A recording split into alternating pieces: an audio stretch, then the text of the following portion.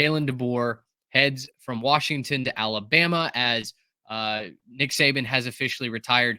And Trey, I mean, DeBoer's resume speaks for itself, right? I mean, the dude is an elite college football coach. I saw a tweet yesterday that he is the living embodiment of when you create a coach on NCAA 14, right? Like you just lose very many games. Most of those are at the very beginning of a program. He's 104-12 as a head coach. That's insane. Like when you just put that out on paper, it is absolutely insane. And in the lead up to the national title game, you and I were talking about how we hit the moment was not going to be too big for him, and I don't think it was. Despite the results of that game, because he has won at every single stop, whether that's in the NAIA level, offensive coordinator, taking an offense at Indiana that has just been, not down in the dumps for quite some time and really invigorating that offense. Fresno State, Washington, he has done nothing but win games at programs where it's not always the easiest to win, and he's overcome challenges. So, as I've digested podcast after podcast breaking down this hire since it's been announced, a couple things keep coming up. The big concerns are he's never coached in the South.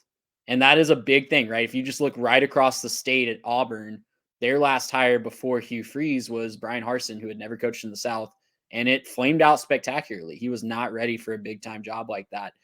And the other concern is just following the guy, right? Following the GOAT in Nick Saban. That's the two things that I think Bama's biggest rivals are bringing up. Oh, you just hired your Brian Harsin, and he's not going to be the guy to fill the shoes. I have a couple thoughts on that. And I don't think if this fails, I don't think it's going to be Kalen DeBoer's fault. I think he is more than capable of leading a program of this caliber. He's shown it time and time again. Every time he's made a step up, it hasn't even been a slow build. It's been an immediate level of success. The man knows how to build a culture. The man knows how to get talent. The man knows how to put an offense on the field and, to some extent, a defense. It wasn't the best, highest ranked defense, but it got the job done for the Huskies the majority of the season and improved throughout the year. Exactly. So if this fails, I don't think he is scared of the spotlight at Alabama. And the man knows how to coach. You don't go 104-12 on accident. I don't care what level of football you're coaching. If this fails, it's going to be because this infrastructure around Bama does not trust Kalen DeBoer to do his thing. If you look back, a lot of the people I've heard on podcasts, on radio shows, breaking this down, they've been honest and said, when Nick Saban started, it was very difficult for him to get control of the program. That's Nick Saban, the guy that would eventually go down as the greatest of all time, right? There are a lot of cooks in the kitchen.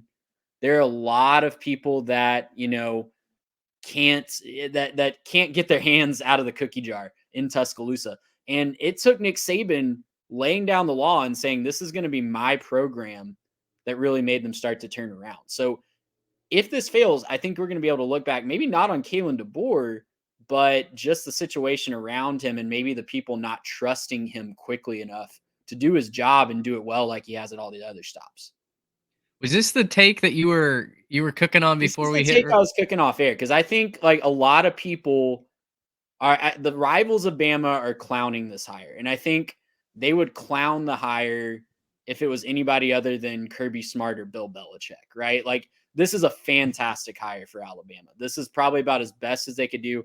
I don't think Dan Lanning or Steve Sarkisian were ever really in play. I think those were textbook go get a raise at your current school situation. Shout out to their agent. Jimmy Sexton special. Jimmy Sexton was just on a heater late last week getting his clients raises, but and Mike Norvell as well. But this is about as well as they could possibly do. The man just knows how to win, and his track record shows if he fails, I really don't think it's him. I don't think this spotlight is too big. The shoes are very big shoes to fill, but I don't think that he's scared of filling those shoes. And it's going to be the setup around him. If they can give him control and let him do his thing, it might take a couple years. They might not, be national championship ready next year. I don't know. But if they can let him do his thing, they're going to be fine. Garrett, I want your input on this because that is maybe the highest possible praise that you could give to somebody who hasn't won a national championship at this level, right? Trey essentially is saying that his reputation should be bulletproof to an extent. Uh, what do you think about that? Considering, I mean, Harbaugh has been, much aligned. Dabo, who's won a couple of national championships, like Ryan suddenly Day. he's under fire. Kirby Smart was not always the guy that's won 2 national championships either. Like, that is high praise. Right. Well, and the big thing about what I was looking at going into this hire, and what I said on the previous show and we talked about it, was like, guys, it was kind of impossible for Alabama to nail this hire, right? You can't pick the right guy because there's no way that you can pick somebody who's going to improve your program over where the greatest who have ever done it built it to, right? There's no way that you can possibly get that Yeah. right. And that's why I thought guys like, Steve Sarkisian, Dan Lanning, those didn't make sense because they were building programs where they were, right? And they had the buy-in from their staff, they had the buy-in from the administration, they had plenty of resources, and all it was going to take was, taking that next step up with maybe a bigger contract or maybe more NIL funding or something like that to take their program to the next step. I mean, even for Texas, I mean, they made the playoff, right? They're not lacking in talent or execution or anything like that. They've made the playoff this year, right? They were, some interesting play calls away from playing for it all. And so, but I look at this and I think, man, like there was no way they could get this right, but they did a pretty dang close job of it. The Harsin comparison is interesting, and I've seen that a lot online.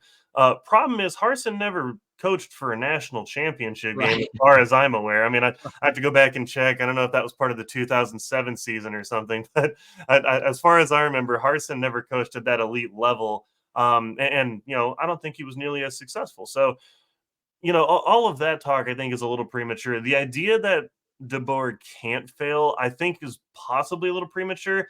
I think mostly because you have to see how he can build a roster, right? He did a good job with the transfer portal up at Washington, but as we'll talk about in a little bit, the transfer portal does not an elite program make. And so I think that we have to think about this from the perspective of how can he recruit the South? How's he going to be able to put a good staff in place that's going to convince players to stay and keep building on what they have?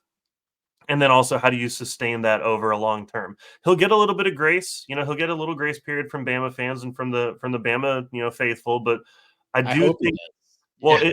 he'll get a season, right? You'll get a season to say like, Maybe. okay, well, maybe that, but like, if we're honest, a 9-3 season, that feels pretty bad. If you follow it with another 9-3 season, waters are starting to get choppy. So, like, I do think that you're onto something, Trey, with the fact that, it's going to be, have to turn it around quick, or else the Bama fans are going to be expecting something else. He will have a little bit of grace time, but he's got to build this thing quick, and he's got to be able to put something in place to keep Bama on top, or at least near the top, to keep them, building in the right direction. I think he can do it.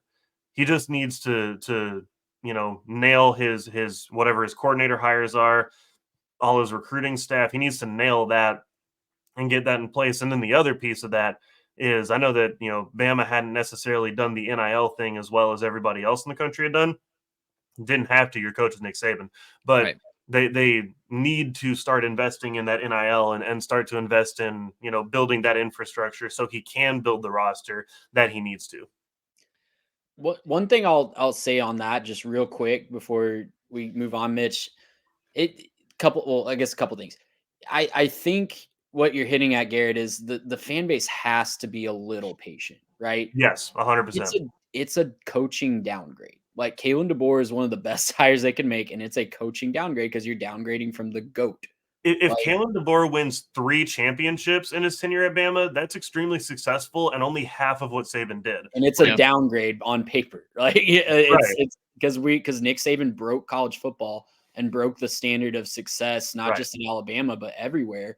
So they've got to be patient. They've got to let him do his thing. And next year the schedule is really not the easiest schedule in the world. I pulled it Tough. up. They've got a road trip to Wisconsin in the middle of September. Their first SEC game is Georgia. Welcome to the SEC, Kalen DeBoer. You get Kirby Smart and the Bulldogs coming to town. They also travel to Tennessee, have Missouri at home, travel to LSU, and to Oklahoma before the Iron Bowl. So it's going to be a difficult run in his first year. they've got to give him some time. They got to be patient and adjust their expectations just a little bit at the very beginning. But the good thing for Kalen DeBoer is, guys, if only he had a mentor that's staying around near the program to help him figure out, oh, wait, Nick Saban just took a job in the athletic department as a special advisor. And he's going to have all the tools, inside the football building that he needs. It's just if all the noise on the outside can be canceled out, he can weather that storm, to me. Well, Trey, on the noise point and being able to cancel all that out, I do think there's one primary thing to watch for. If the SEC just gets competitive and it turns into kind of a round robin thing where 1 year it's LSU and 1 year it's Georgia and 1 year it's Texas and 1 year it's Tennessee, I don't think that that's going to bother the Bama fans as much as long as they're staying at the top. But if Kirby Smart goes and puts another couple trophies in his case in the next couple of years, that's where I think your problem is because if Kirby Smart, and look, with the expanded playoff, it's hard to think he's going to miss it. So as long as you can believe in the Georgia program to win a couple of games in December and January, it's likely that Georgia wins another title or two in the next several years.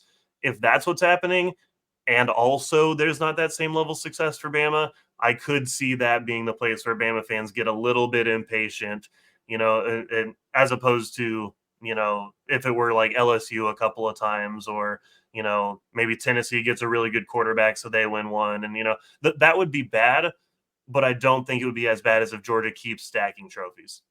Phyllis from Mulga is going to have a conniption if that's what plays out. Gracious him! How about that?